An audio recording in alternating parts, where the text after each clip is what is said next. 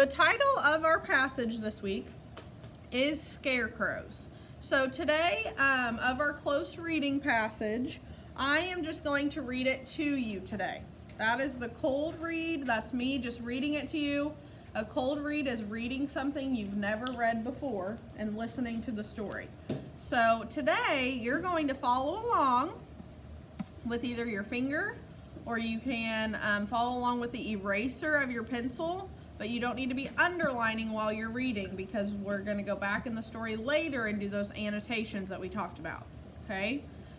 This is just a quick read that I'm going to do with you today, and we'll come back to study the passage more in depth tomorrow and Wednesday and Thursday. Each day, we're going to do something different with the passage, okay? So, I'm going to read this to you. You need to be following along, listening, making sure that you have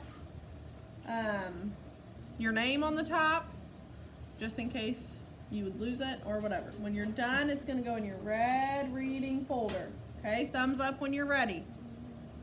Where should your eyes be while I'm reading? Are they on me? Are they on me or the story? The story. So let's go ahead and get our fingers out or our erasers of our pencils. Here we go. A scarecrow is a man made out of hay to act as a decoy. It is used to confuse crows or other unwanted birds and scare them away from the crops. Traditional scarecrows are formed in the shape of a human, dressed in human clothing, and usually placed on a stick in the middle of a field of crops. Scarecrows actually date back 3,000 years ago.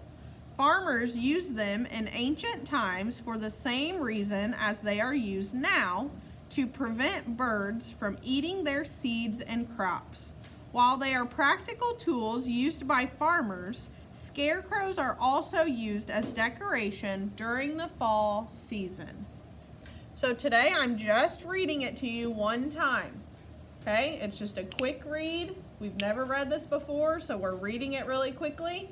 Then tomorrow when we come back and visit the story, we're going to do the annotations.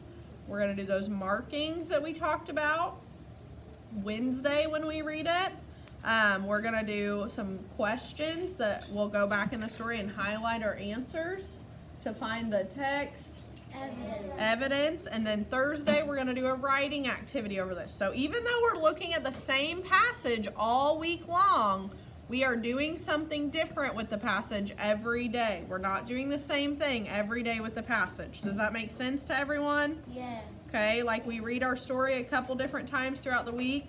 We'll see this every day this week, but we're always doing something different with it. We're working on our vocabulary skills, our writing skills, going in the story and finding the text evidence. Okay, so we're going to do different things with this all week.